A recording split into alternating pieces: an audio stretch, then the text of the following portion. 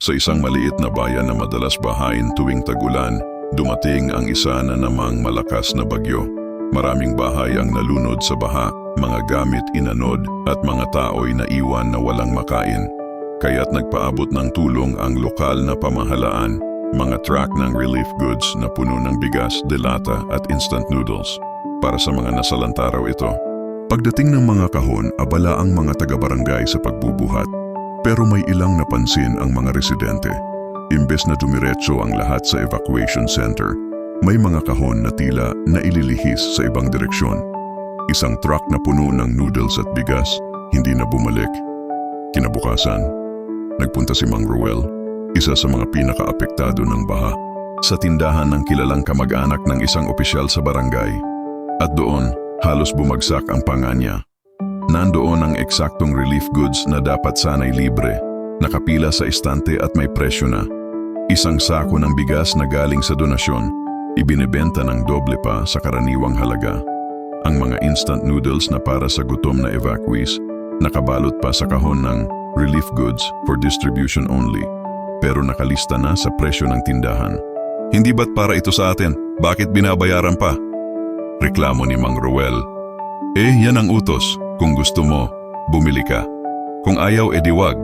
Mataray na sagot ng tindera na pinsan ng kapitan. Kumalat agad ang balita.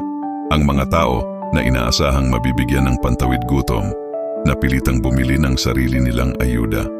Ang masakit, galing pa ito sa buwis at donasyon ng iba't ibang grupo. Ang iba, walang pambili, kaya nagtiis na lang sa gutom at tubig. Doon na nagsimula ang bulungan sa bayan. Relief goods naging negosyo. Ginawang tindahan ang donasyon. May ilan na gustong magreklamo pero natatakot dahil ang opisyal na sangkot ay kilalang malakas ang kapit. Ang sabi ng matatanda, kung sino pa ang nasa pwesto, siya pa ang nangaapi. Ngunit isang gabi, isang grupo ng kabataan ang nagpasya. Kinuha nila ang cellphone, kinuhanan ng litrato ang mga kahon na may markang donations only at ini-upload sa social media. Sa loob ng ilang oras, nag-viral ang mga larawan.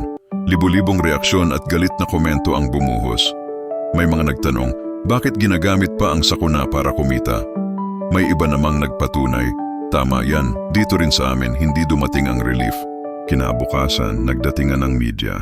Na-interview si Mang Ruel, si Aling Rosa na 3 araw ng lugaw lang ang kinakain, at si Junjun na halos magkasakit sa kakain ng instant noodles na binili pa niya.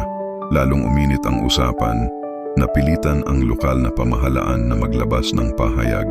Ayon sa kapitan, nagkaroon lang ng miscommunication, pero hindi na naniwala ang taumbayan. Kita sa litrato at resibo, ang mga kahon ng donasyon may presyo at nakalista bilang paninda. Sa huli, dumating ang mas mataas na ahensya para imbestigahan. Tinanggal sa pwesto ang ilang opisyal, sinuspinde ang kapitan at isinara ang tindahan ng kamag-anak. Ngunit ang sugat sa tiwala ng mga tao hindi agad naghilom. Hindi na dapat inuulit ito, ani Mang Ruel habang pinagmamasdan ang kanyang pamilya na sa wakas ay nakatanggap ng libreng ayuda. Kung ang pagkain para sa gutom ay gagawin pang negosyo, paano na lang tayo sa susunod na bagyo?